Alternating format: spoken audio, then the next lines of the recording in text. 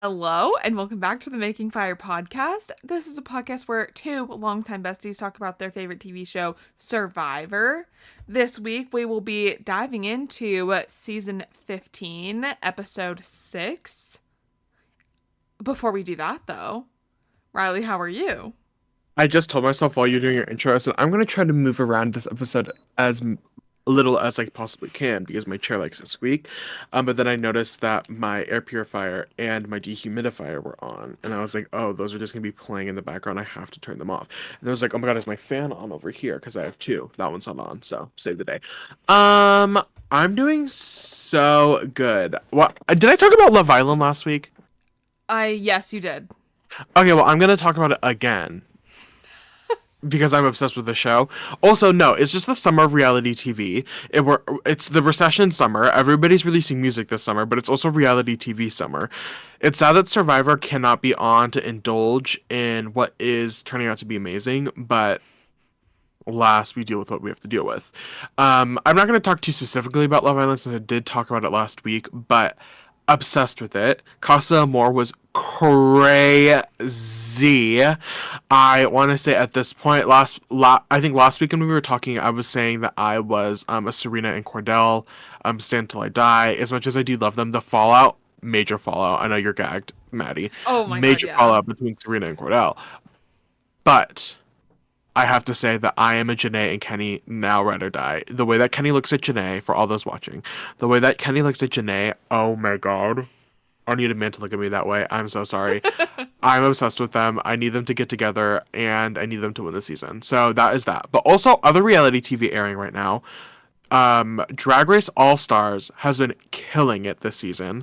Obsessed with All Stars. This has been a great season of All Stars. I loved it. People were not sure at the beginning of the season because it's spoiler alert to Maddie because she is watching through all the seasons right now. This is a non-elimination I season, and did so know that. everybody stays throughout the whole time.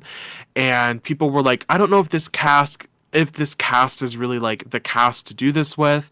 Um, but this cast has been serving and delivering not only drama but looks. So the lip syncs haven't been amazing, but it's been a really fun season. I've been really loving it. Drag Race All Stars, The Mole is airing on Netflix right now, which is okay. They had some really good characters on season one of The Mole. Season two is a little iffy. I don't know if I've been loving it as much as I loved season one, but that's been really fun. Claim to Fame premiered last night. I didn't watch the Claim to Fame premiere. I'm gonna watch it later, but so fun. Love that shit. Well, I didn't finish watching season two because I was in Ghana while it was airing, which made it a little hard for me to like indulge. It was already hard enough for me to watch Drag Race All Stars in Ghana, a country where it is illegal to be gay. Yikes. Anyway, but it was fine. I Great TV. Claim to Fame, Drag Race. Big Brother is about to start next week. Gagged and gooped. That's going to be so good. They just released the photos for the house, which is looking amazing. The theme is like AI. And so, like, the idea of the house is they put like an AI generated prompt to design all the rooms, which I don't think is 100% true. I think it's just like for the thematic purposes of the season. Hmm. But the rooms are crazy. There's like this unicorn fairy room, which is all pink and it has like unicorns on the wall. And like it's giving very like 90s. You know those shirts with like the wolf? Sometimes it's like a wolf face. Yes. That's what that room is giving. Cute. Um, so Big Brother, I feel like there's another reality show. Rowan and I are watching. My sibling and I are watching this show on WoW Presents Plus, which is the streaming service through that like produces Drag Race, called The House of Fire, which is about the house of Miyaki Muglayer, which is a ballroom house. And I don't know how knowledgeable our audience for Making Fire podcast would be about this, I but didn't even know about this. it's been a great reality show. It's been so fun. It's just the summer of reality TV. I've been really enjoying it, and I think the girls are eating. I love that. Love Island USA is that season though. It's giving refreshing, amazing reality TV. Thank you, Maddie. How are you doing? Um, I'm okay. Pretty good. It's been an interesting week. Our audience, most of our audience knows. But to talk about something other than me, something that I'm invested in is Gypsy Rose Blanchard having a baby. Wild. I saw a TikTok today that her registry was bought in like 30 minutes. She put her baby registry up. No. Yes. Oh, that makes me mad. Yeah. That I'm actually not having a good time anymore. There's people who are dying in the world, including her mother. Yeah. Well, Oh, I just have so many dying thoughts. means that they're still like alive, just like Yeah. dying. Her Yeah. mother is. No longer present. Um, yeah, I think it's so funny all the drama with her ex-husband and her current boyfriend Ken and the timelines that are not timelining. Oh, are they not? Um, I don't know. I've been ever since I was like she got out of prison, and I was like I like see things because it's like it's hard to avoid them. But like I saw that she was with a man when she got out of prison, then yeah. they broke up, and then she got to another man, and Okay. now she's pregnant. Those are like the four main points that I've Okay. seen. Okay. So, well, it gets even deeper. So the father of the child allegedly I Allegedly. I and many people on the internet are not totally sure about who this father may be. So, Mm. Ken, the current boyfriend and alleged father, they were dating before, like a couple years ago, while she was still in prison. They Oh. broke up. Then she marries Ryan, the ex husband. They are together for like not that long after she gets out of prison. And then she immediately leaves him for Ken. But there's some overlap, it seems to be, in these two Oh. relationships. And if we do, she told everyone how many weeks along she is. So people are like, wait a minute, I don't know about this. Mm. And she is legally still married to Ryan. And I guess she lives in Louisiana where there's this law that like whoever you have a baby with or like announcing this pregnancy while you're still legally married to Ryan, then like he's gonna go on the birth certificate, even though she's claiming it's Ken's. But she Mm. just got out of prison. And like This is a lot to have. She's been in prison for a long for time. 8.5 years, she served 8.5 of her 10-year sentence. She was obviously, not How old? taking. How old was she when she went into prison? That's a good question. 12, No, older. 14. Well, that's the joke, is that she's lying about the timelines when her mom lied about how old she was. Oh. So we're like, oh, the apple doesn't fall far from the Okay. tree. Okay. Okay. She is now 32. So she was like 25 When she killed her mom? when she went to prison. When did she kill her mom? When Gypsy Rose. That is the top question. Oh, she did it at 23. Oh. Yeah. 8 years. Why do I feel like this happened like a long time ago? No, This didn't it happen a long does. time ago. It does feel that way. But also, people are on different sides 8 years of like, oh, ago? they're kind of rooting for Ryan, they're kind of rooting for Ken. No one's rooting for Ken. But I think both of these men need to be examined, because why are you with her, to be frank? She needs her time in therapy. She needs her time to like be an adult that is like able to do most things, other than she was a prisoner, so like, can't do everything. It was 2015, 8 years ago. So 2016. she did it in like 2013, maybe. 2014. I don't remember this being like a big. I don't remember this being a big thing. I don't remember. I Let's ask the feel. audience. Audience. Audience, do we remember Gypsy Rose Blanchard being a big thing in 2014, 2015 era? Because that doesn't really make sense to me. I feel that I had a brain at that point. Like I Wait, was what actively year thinking did for myself. how old? Wait, what? Joey King. When she played Gypsy, what year was that? I'm gonna say 2021. Uh, 2019. Oh, pre-COVID. Yeah. Oh my god, these Wait, pictures are wait, wait, wait, crazy. wait. Oh, okay. You know what I think? You know what I think is messing me up is that Gypsy did not kill her mother when she was young. Like she had been like an adult at that point. And I think in my head No, well, about continue. when I'm thinking about Gypsy Rose, I'm thinking about her as a young, like a child, and like the pictures of her like in Disney World with her mom. Like Yes, when but I think of she Gypsy was Rose Blanchard, I'm older thinking, then. okay, I know that, I know that, but that's like the image that I'm thinking of, and so in my head, I'm like, that's like at that point, it's happening late 2000s, like Okay. 2000s. Gypsy So in my head, I'm like, Rose, this happened, 2012. but Gypsy Rose didn't mom in like 2009. Like this happened when she like later on in life. Why? I'm trying to search pictures of Gypsy Rose from 2012. Why are pictures of Joey King popping up as from the show? Okay, I feel like I'm the in my head. Play a supercut. Supercut. We need to talk about some Survivor China. We need to talk about Survivor China. Anyways, that has just been blowing my mind lately, and I had to talk about it because it's crazy. And I love the internet. First and foremost. Second of all, I love Survivor. So let's get into this episode. We start with the Jeonhu tribe getting back from tribal the next morning.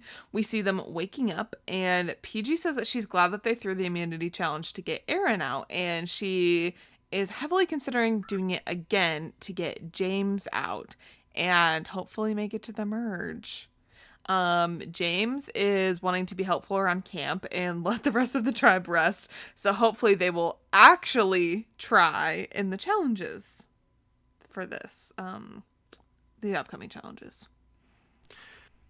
I can't believe this was the last me trying to fact check myself before I make a claim that isn't right. I think this was the last 16-person season of Survivor that they've done. And it's interesting because they are getting to the point where merge is coming, and I don't feel like a lot of people, like, we haven't been hearing a lot of people talk about it. I would agree. I think we heard a lot more about it this episode, specifically from like most parties, most major players at the moment. So we go to Fei Long, and Todd tells Amanda that there is an immunity idol at camp, and he has all the clues from all the kidnappings. But he tells her he's having a hard time finding it. You really think Amanda's going to be the one to help you figure that one out? I love Amanda, but let's be honest. Yeah. I live for her. Ooh, I live for you. Yeah. That's mother. But I don't know if Amanda would have been necessarily the first person that I went to and was like, help me solve this puzzle. Let me solve this riddle. This riddle. Yeah. Well, then, we go very quickly to the reward challenge. And do you have something to say? What a fun reward challenge. Oh, so fun. So they're at this abandoned village type thing with all of these abandoned buildings, and they have to run through the buildings and basically find these, like, I don't know, like a stick thing, thin planks. Yeah. Yeah. To solve this word puzzle thing that will say a phrase. And the reward is sponsored by Charmin Ultra Strong toilet paper. And they get to go spend the afternoon at a tea house for refreshments and showers, and they get to kidnap someone again to take with them. Do you think they got to meet the bears? Yeah, they flew the bears out to China. Do you have a preferred toilet paper brand? I exclusively use Kirkland because I then never have to buy it. Like, it takes so long to go through it. Oh, okay. I was like, do you get like rewards to use towards your toilet paper? No, at it comes Costco? with like a million rolls, and there are only 2 people living in this household. I think we use Charmin. Oh, Here. Interesting. When I was in college, like that was my tea. when I was in college, back in my day, Yeah. about 5 months ago, when I would come home for breaks, I would raid our closet and take all of the paper towels and toilet paper because my basement buddies, Rebecca Hmm. Kellen and I, then we would never have to buy any because I live so close that I was going home. There was like probably once a month, once every other month I was going home, so Hmm. we could usually get away with raiding. But I think we're a Charmin A house. I don't similar, usually. similar but different story from when with my college house. I remember actually, even when I lived in the dorm, um, former school, if you're listening, I don't consider this stealing because I was paying tuition. But in my dorm, it started when we would just steal the giant rolls of toilet paper instead of buying tissues. And then we would have Yeah, massive, like the huge rolls of toilet paper, like the the big yeah. rolls. And we just had one of those. My fidget toy of the episode is chopsticks. Everybody. Mine is a glossierbomb.com. But I in just college, yeah. we would do the same thing, but we would find the smaller rolls in certain bathrooms, and when our house would get low, we would just go like fill our backpack up. Well, because what would tick me off particularly is that my junior year had a bad. Well, I want to say he was bad at his job, but he just didn't communicate very well. And I was living by myself at one point because I lived in a two-person suite and my roommate moved out, and I would be like, RA or RCC, I need toilet paper. And he wouldn't respond because I lived in a school building. I'm not buying myself toilet paper. That's the point. I'm paying for facilities. Get me toilet paper. And he like wouldn't. And then it got to I ran out of toilet paper and I didn't have any more because he didn't like refill. So I had to text somebody I knew in the building, and I had to be like, I need you to come bring me toilet paper. Um, I was gonna say something else. That tradition lives strong. My friends would steal garbage bags from around Yeah, I campus would. because sometimes they'd leave the garbage rolls in Yeah, the trash I cans. definitely think So I did that as well. I yeah. mean, if you're paying to go there, to be honest, it's kind Oh, the money we paid? Right. Yeah. of. Anyways, so they start going through the challenge. It's what you expect. Well, not what you expect. Well, Fei Long ends up winning. Oh, wait, no, It it's was what you expect. What I meant to say was one interesting moment during it is when PG and Sharia are in a little room as they're doing the challenge, and PG looks at her and is like, "Hey, we support you. We're with you. We've got you from over here, girl." And Sharia does not engage. you are. No, that would have pissed me off. Well, I mean, I don't think it pisses PG off, but She's it's that like, I was "Why?" no, literally, I'm like, girl, what? Yeah. And then Frosty, I'm sure we'll get into this later, but they're like, Frosty doesn't engage with us when we're on the mat. Shreya doesn't say anything when we're talking to her. Yeah. It's not Yeah. like they kicked those two out. Like, I think it's more of if I were Frosty and Sharia, it'd be like we don't want to associate ourselves with you two because when we do merge, this other tribe is still what? Denise, Todd, Amanda, Courtney, John Robert. It would be 5-4. Or I guess it would be 5-5 if they merged and they got rid of James. But I think it's like to put themselves in the numbers, you don't want to associate with the three people that would be on the bottom. You know what I mean? yeah, but I also think it doesn't hurt to in a challenge. Oh no, I think you're right. Like I think, especially in a challenge, Be I would like, still want to like hey. be friendly with them. Yeah, I don't think making enemies is like the right way to go about that. So, anyways, Fei Long wins and they take their old buddy James with them on their Ew. ride. Okay. Well, first of Jamie was wearing Aaron's blazer. I think. Yeah, we noticed we got some funny outfits with like more rain. I was like, this is interesting. And then it was weird. What did John Robert say to James? I can't remember. But it was like, we missed you, buddy. Like John Robert just makes you cringe as a person. Like he opens his mouth and talks, and I'm like, you sound so stupid, or like you sound really annoying. And it's like, why he was like, we missed you over here, dear friend. It was like something really cringy. I was like, stop. You sound bad. Yeah, I can't remember what he said I though. don't either. Should we rewatch the episode real quick and take a pause? Yeah, we'll be back in a quick 45. Anyways, we then go to the reward and they walk in and there's toilet paper and toothpaste. And then they sit down and they get some tea and snacks and they get to soak in some bathtubs, which looks so nice. I would want a toothbrush so bad. Oh Toothbrush and my God. toothpaste. Something funny about that. Okay. I always brush my teeth before the podcast. I don't know why, but like talking, I like want a clean mouth. And Well, then I was watching when I was home Impractical Jokers with my mom and family. And Murr on Impractical Jokers was like, I always brush my teeth before going on because I feel like I'm funnier when my teeth are clean. And I kind of relate to that. I just feel like more confident, even if no one is in the room. Like having my teeth feel clean, I'm like, okay, feel better.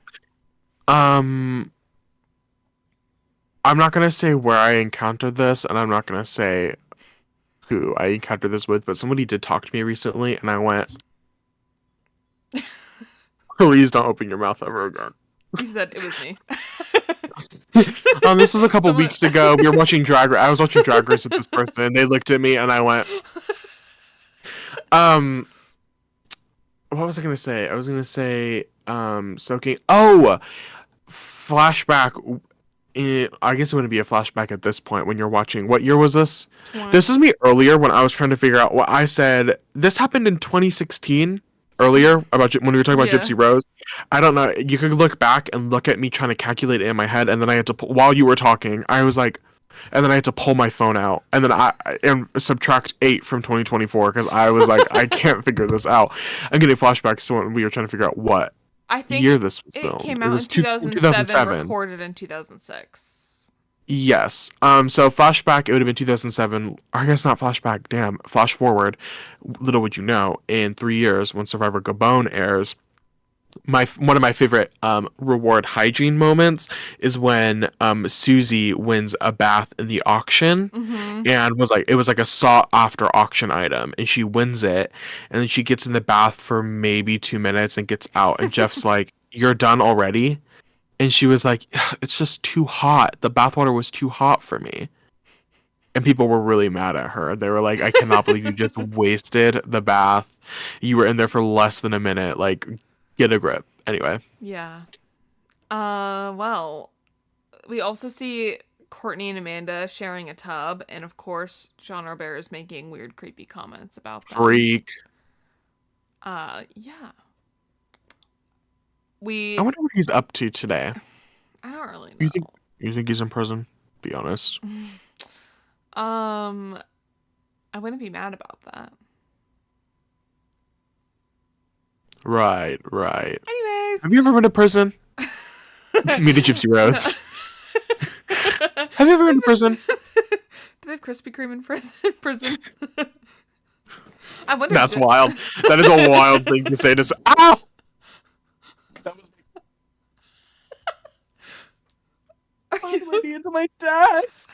Are you okay? Oh Lord, somebody save me. Anyways, so we go back to Jean Hu, and it's just PG, Jamie, and Eric there, and morale That's so embarrassing. is low. I know. Imagine being the only 3 out of that many people to not get to go on the reward. And PG mentions the Sharia thing in the challenge, and then I think the Frosty thing comes up here as well.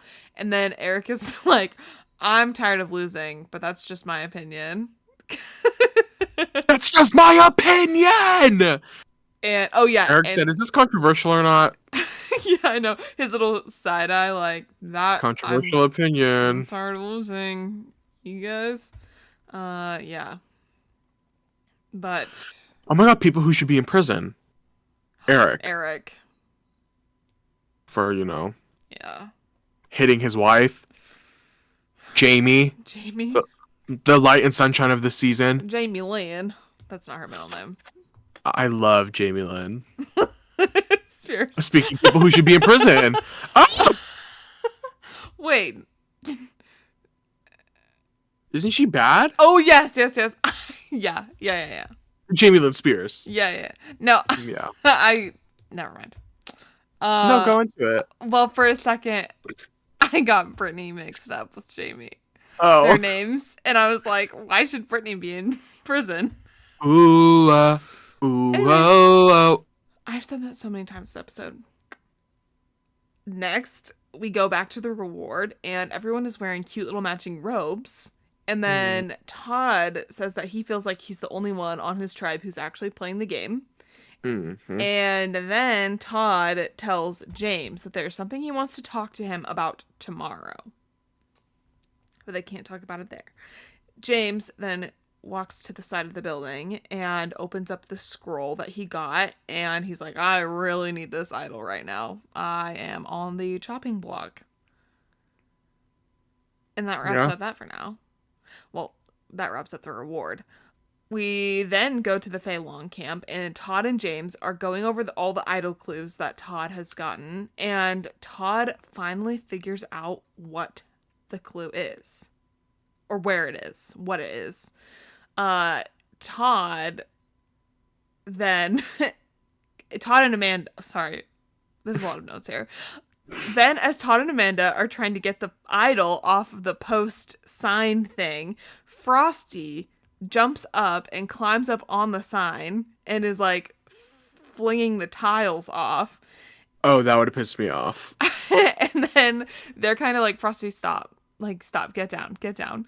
And then it knocks the idol off, and he sees No, it doesn't knock the idol off. What I or think the idol Todd. falls off, and then No, I think, Frosty jumps down. well, Todd was like grabbing on it Yeah. and then like pulled it off, and Okay. then it like fell. And then Frosty like sees it. But what pisses me off about Todd doing that is like you couldn't have just waited. Like I don't think in any world Frosty would, because Frosty was like kicking the roof tiles off or whatever they were, like the Yeah. roof, the one in the roof. I don't think ever in his brain would he have been like, oh yeah, let me Pulled this great piece off. pull this specific piece off. Yeah. It was kind of a chaotic moment. It was very chaotic. I was like, there's a lot, and then like I'll let you finish explaining what. So then they run down to the little beach, and my favorite, Todd tells them that if he can't trust Frosty right now, he's gonna kill him. I was gonna say before that, my favorite was Amanda standing on it. Yeah. And Oh Frosty's yeah, like, and Frosty turned to Frosty's like, can I just take a look? Can I just take? And Amanda's like, no. No. And he's like, can I just see the back of it? And she was like, Yeah, that was funny. anyway. Oh, you So rubbed off on me. Anyway, Todd then tells James about his findings, and they come up with a plan with the idols to get Jamie out to split up her and Eric.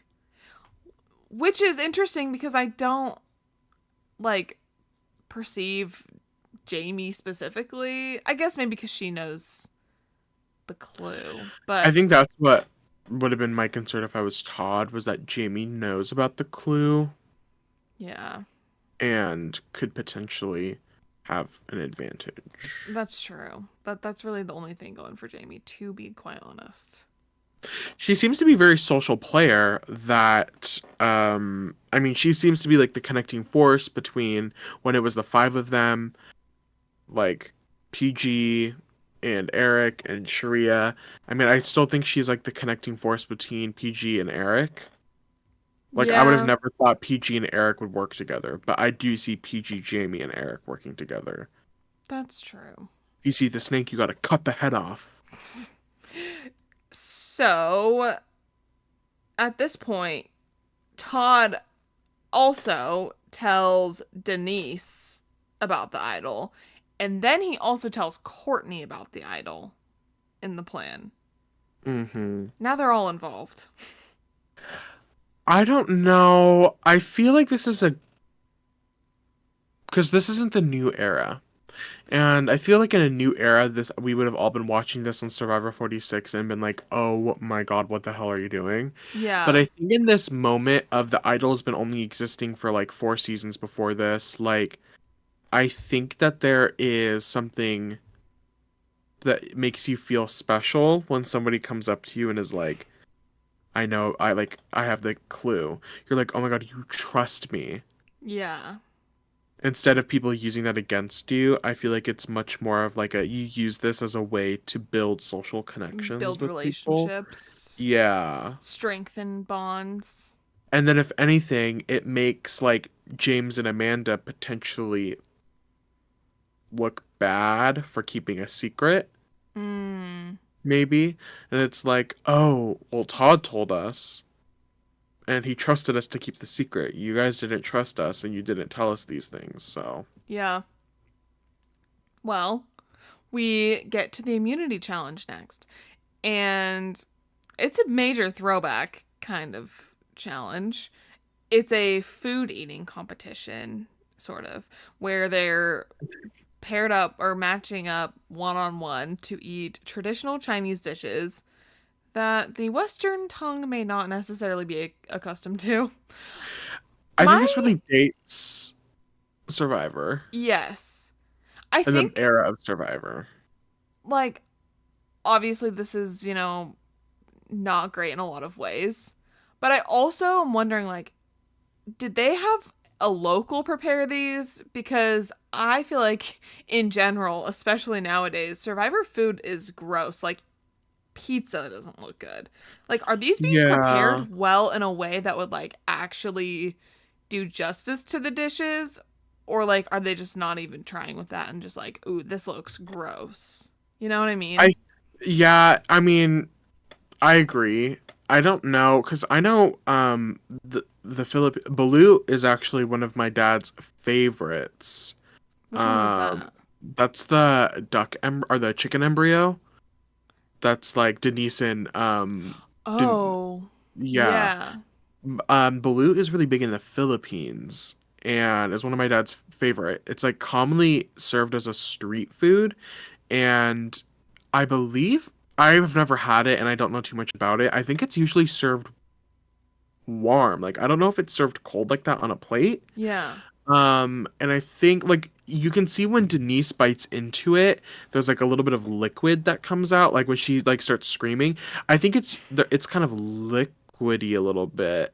And so I'm like, why the way that it's being served and presented to them right now is not the way that you would traditionally. And I think it's usually like you put salt on it to give it like a little bit of flavor, like so I think you're onto something where it's like I think I mean up until this point this is obviously a very well known Survivor challenge that became like colloquially known as like the gross food challenge is usually what it's like referred to, and I think in the year 2024 of in the year of our Lord and Savior 2024 we really have done a lot of reflection on Survivor in the past and been like I think this is a really red flag thing about Survivor in this early period where it's like okay we're going to these exotic places and using images and themes of their culture and eating their food but labeling it as gross because to us as western people it's not like What you would, deemed exactly yeah.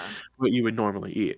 And so I think it's hard to watch at this point, especially as somebody who is Asian. And I'm like, well, somebody who is Asian, and I'm like, my dad loves balut. Like Yeah. that is his preferred street food. And I'm seeing somebody eat it. I'm like, oh, that's like not great. And then being forced to do it too, as to seen as like a challenge, it's not fun to watch. Um, but I think you're right. The point you bring up is like, why are they being? Is this being served in a way that is like it's meant to be Yeah. served? I don't know. Um, but it's not my favorite challenge. It's also not fun to watch. I don't love people having to like chew and like show their mouth and No. yeah. Yeah. And like eating it fast too. Like, I Yeah. don't know. Somebody said at one point it was the chicken hearts. It was Frosty eating the chicken hearts, and I think it was John Robert. He's like, "Don't chew, just swallow." Like, because the challenge isn't. It's like a I fastest was challenge. thinking about that. Well, I did write that down with the chicken hearts. I feel like those ones are just small enough. You like just like swallow them like a pill. You think how I can't? They were really small. Yeah, you probably could have just swallowed them like a pill. I love a dry swallow pill moment. Makes me feel something. Yeah. Yeah. Anyways, John Who wins this After immunity.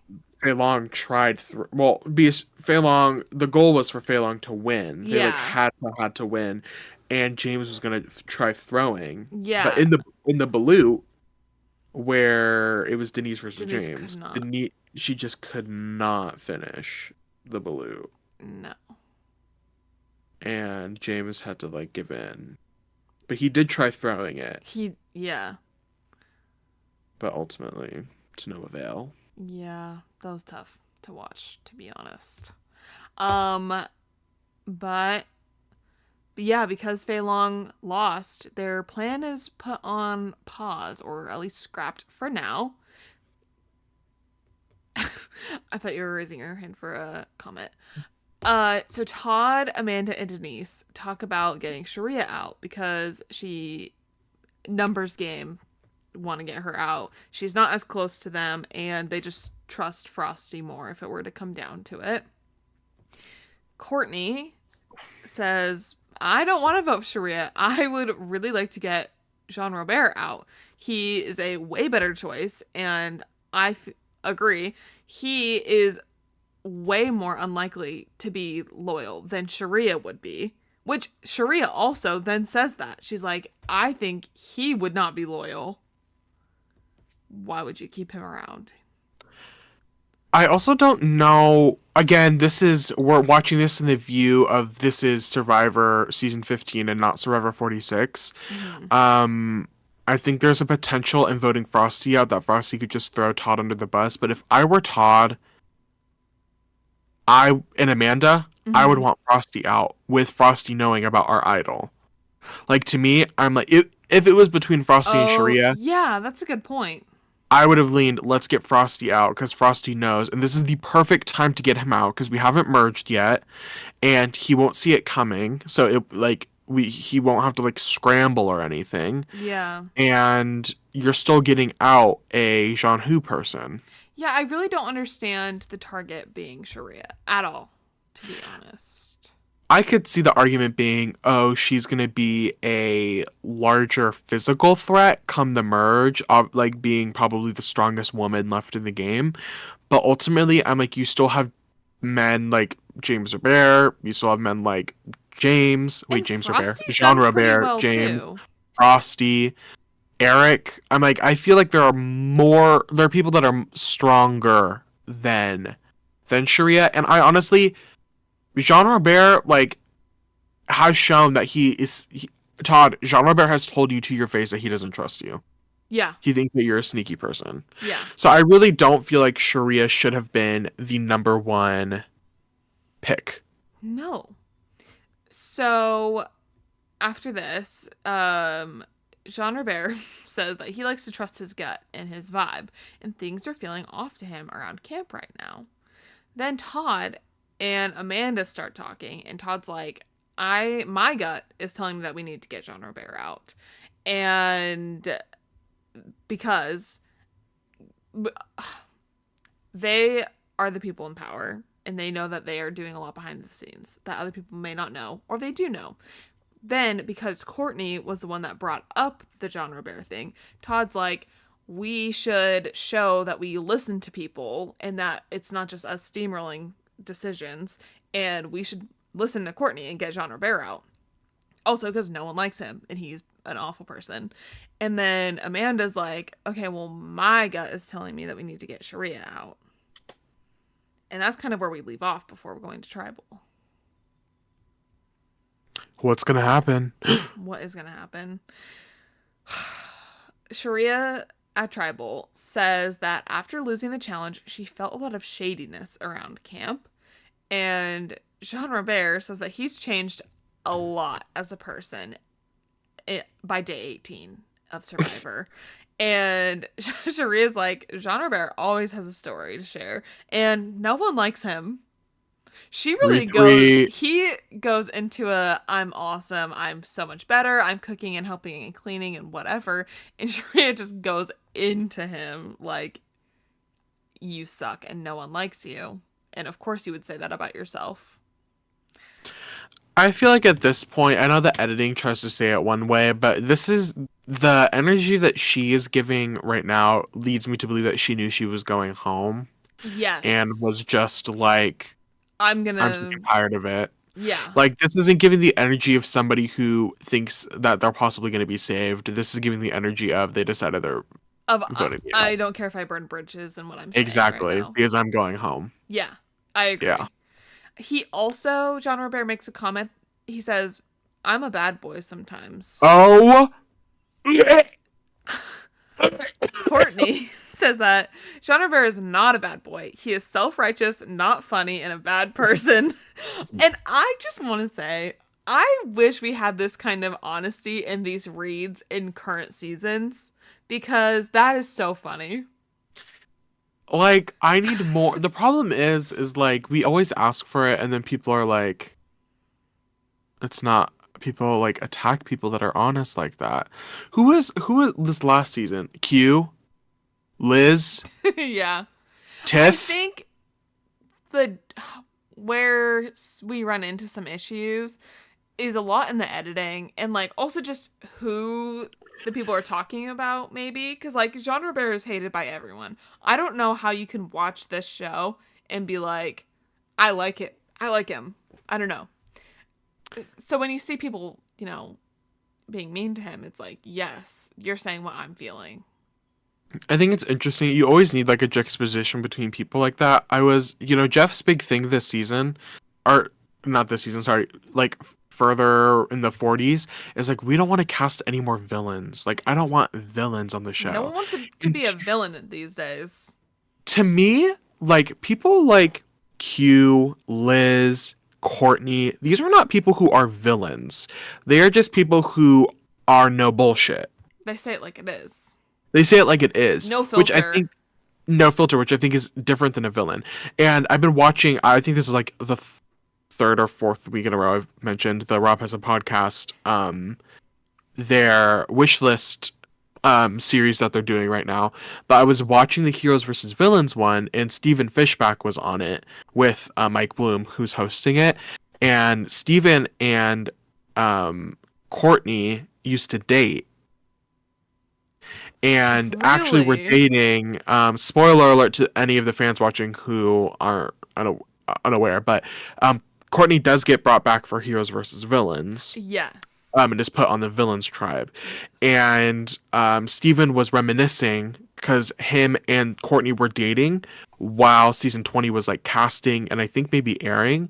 And he was saying that Courtney's big thing at that time in 2010 when this is all happening was like why Survivor's narrative is always like if you're not the 6 foot white athletic cowboy, you're not a hero in the eyes of Survivor. Like if you are just a small woman who talks back, like you are being branded as a villain because you're not like the Survivor archetype as a hero. Mm-hmm. And she's like, why am I being seen as a villain? Like if anything, I fought the villain on our season who was Jean Robert. Nobody liked Jean Robert, and I was just like telling him telling him what people were saying behind his back. Like I never once was like, well, I don't know if that's true, but she was like, my big storyline was that I was against Jean Robert, and Jean Robert was like honestly the villain of our season. Yeah. So, I think it's just interesting what we brand as villainizing. Is that I could be wrong about this, but didn't they not know if they were going to be a hero or a villain going into it until like they got there? I swear I heard that because then wasn't there when Parvati was on it one season and she was like, "Why am I a villain?" And then they were like, I don't. It's kind of murky. Like a lot of the choices, the problem. Yeah, I think maybe things got switched around last minute because the problem is like half of the heroes cast or half of the heroes tribe was going to be from Micronesia, which is the next season after this, season 16. Because season 16 is fans versus favorites, and so a lot of the favorites tribe in Micronesia came back for heroes versus villains, and the producers didn't want half of the heroes tribe to be from the same season of Survivor. yeah. And so then they had to move a bunch of people around. So I think like Parvati may have originally been casted as a hero, And then Candace, who was on Parvati's original season, was Yeah. supposed to be a villain, but then they had to switch the two of them around because um they couldn't have multiple. Parvati, who won Fans versus Favorites, spoiler alert, um, couldn't have been with the other Fans versus Favorites people on the Heroes Tribe. So then they put because and then Candace and Parvati couldn't be on the same season because they were on their same original season. So they just used Candace as a hero, like fill-in basically. Mm-hmm. And they put Parvati on the villains tribe. So there's a couple people, like infamously in the first episode, Sandra Diaz Twine was like, I don't know why I'm on the villains tribe. Because I think, honestly, Sandra and Courtney feel a similar archetype, where Sandra was like, I wasn't really like, I was going up against Johnny Fairplay, who was one of the Is biggest villains in Survivor crazy. history. And so Sandra was like, I was the one that was basically going against the villain. She was like, Yeah. I don't know why that makes me a villain. So all these different, anyway, it's weird how Survivor describes what a villain looks like, and I don't remember how this conversation started. Oh, because Courtney was, yeah, being honest about her feelings about John Robert, being Yeah. candid. If you're a woman who's candid, you're a villain, baby. Oh, you're the villain, baby. Well, let me hear a little bit more from Courtney about how she still feels on the outskirts of her tribe and that it's a very cliquey tribe and she just doesn't feel like she's really fitting in with the other people. And Todd's like, I thought we were friends. Okay, Todd, I'm so sorry, but how are you going to invalidate somebody else's feelings? Yeah. Just because I don't know your opinions on this interaction, but to me, I'm like, Todd, you can't. If Courtney feels one way, like, just because you feel like you're being friendly to her doesn't mean she feels like you're being friendly to her. Like that, your actions and the implications of your actions are two separate things. I think maybe just to like see it from his perspective, when he does share the idol stuff with Courtney, so maybe that was him trying to be like, hey, we're close, I'm telling you this, like, we're good. And she was just probably like, cool, but that's not enough for me to like really Yeah, be in with you. And she doesn't feel listened to a lot of the time with the way yeah. she was shut down. I don't think I This is think like the Todd second. was Sorry, go. I think Todd in his conversation with Amanda was more showing like, hey, let's include Courtney on this. But I'm gonna guess that like that was never articulated to Courtney. So then Todd probably feels like, well, I'm fighting for you a little bit more than like you see. But I think she's very valid. I agree. I mean, I don't feel like it's been shown.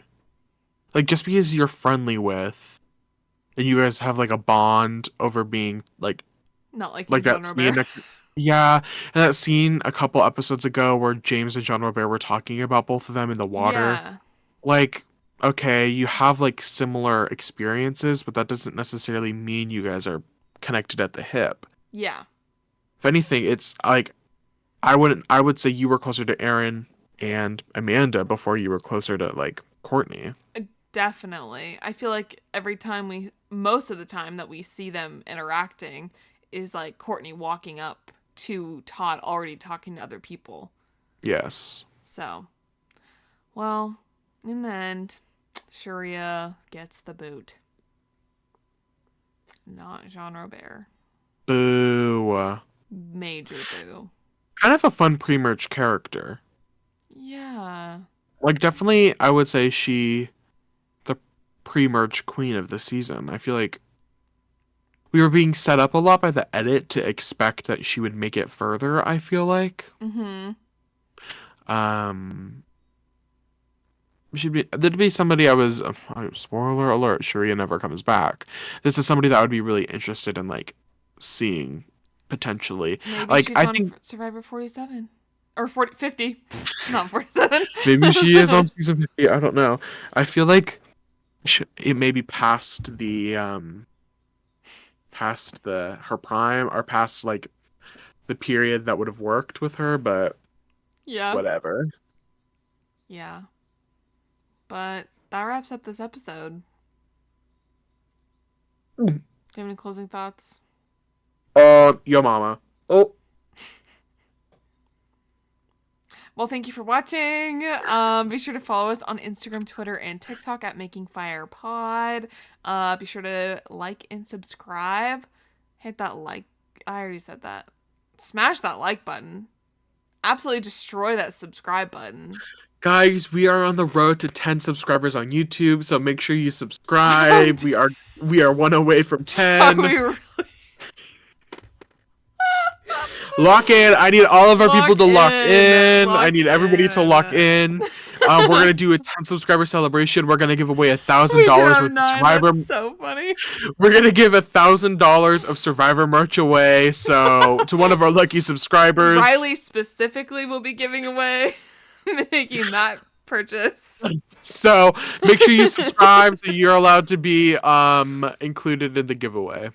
Yeah. Whatever giveaway dates pending. We'll have to see when that happens. Dates but and totals pending. Yes. Yeah.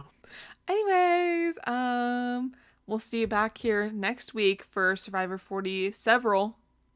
Oh, not 40 several. I'm tired.